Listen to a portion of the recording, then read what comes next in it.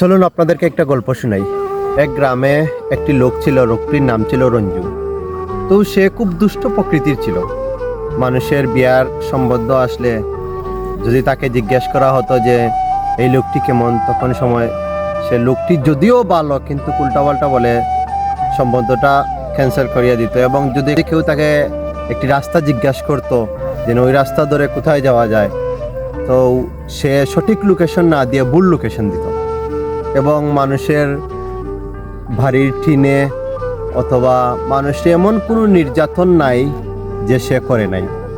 সে যখন তার বয়স অনেক হয়ে গেল, 60 থেকে 70 বছর, তখন সময় শরীরের ভারসাম্যটা নষ্ট হয়ে গেল।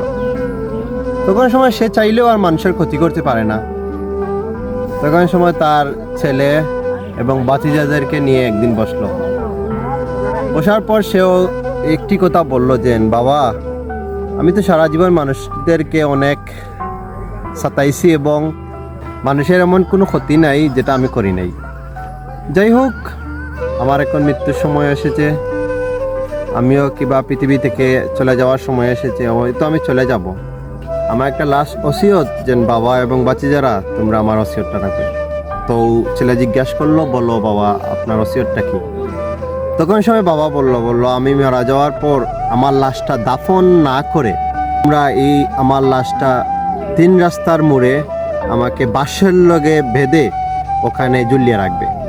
তো কথা কোয়ার পর কিছুদিন পর বাবা ঠিকই মারা গেল। ছেলে এবং বাতিজা এবং ছেলে মিলে এই লাশটা একটি বাঁশের মধ্যে দিয়ে এবং 3 রাস্তার মোড়ে বেঁধে রাখলো।